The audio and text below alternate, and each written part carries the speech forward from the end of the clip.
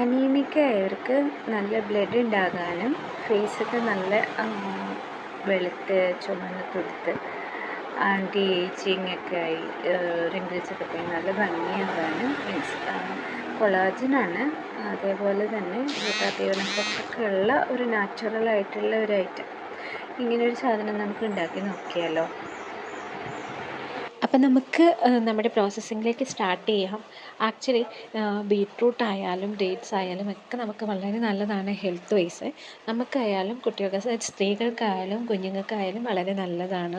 Iron deficiency ഉള്ളവർക്ക് നല്ലതാണ്, anaemic ആയവർക്ക് നല്ലതാണ് ഡേറ്റ്സ് ആയാലും. പിന്നെ നമ്മൾ തിരഞ്ഞെടുക്കുമ്പോൾ ഡേറ്റ്സ് ഒക്കെ ഇത്തിരി നല്ല ക്വാളിറ്റി ഉള്ള ടൈപ്പ് ഡേറ്റ്സ് നോക്കി എടുക്കണം കേട്ടോ. എനിക്കിപ്പം കുഴപ്പമില്ല, നല്ലതാണ്. എന്നാലും കുറച്ചും കൂടെ നല്ലത് എനിക്ക് കിട്ടിയില്ല, അതുകൊണ്ടാണ് ഞാൻ ഇതെടുത്തത്. ഇത് പക്ഷേ നല്ലതായിരുന്നു, കുഴപ്പമില്ല. അതിൽ കുറച്ച് പീസസ് മാത്രം കുറച്ച് റഫായിട്ടുണ്ടായിരുന്നുള്ളൂ കേട്ടോ.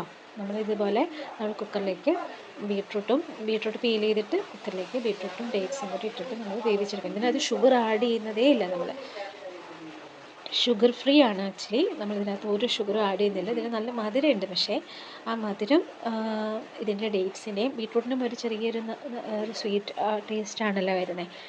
അങ്ങനെയാണ് കേട്ടോ. അപ്പം ഇത് നമ്മൾ കുക്കറിലേക്ക് ആഡ് ചെയ്തിട്ട്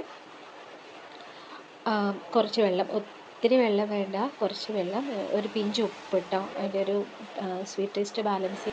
ഇതിലേക്ക് നമ്മൾ 2 മീഡിയം സൈസ് ബീട്രൂട്ടും ഒരു 100 ഗ്രാം ഈന്തപ്പഴമാണ് എടുത്തേക്കുന്നത്.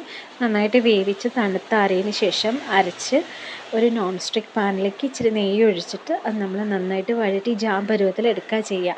ഒരു 500 ഗ്രാം ബോട്ടിലിൽ അത്യാവശ്യം ഒരു 3/4 വരും. ഇത് നമുക്ക് ചുമ്മാ കഴിക്കുക, അല്ലാണ്ട് തന്നെ നമുക്കത് ജാം പോലെ ബ്രെഡിലോ ചപ്പാത്തിയിലോ ഒക്കെ പുരട്ടിയിട്ടും കഴിക്കാം കേട്ടോ.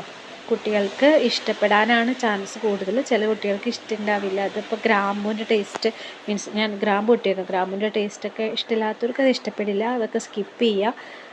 അത്യാവശ്യം കുഴപ്പമില്ലാത്ത ടേസ്റ്റ് തന്നെയാണ്. നമുക്ക് ഇങ്ങനെ ലേഹ്യമൊക്കെ കഴിക്കണ പോലെ. ലേഹ്യത്തിനകത്തുള്ള എണ്ണ നെയ്യ് പോലൊന്നും ഇല്ല ഇതിൽ.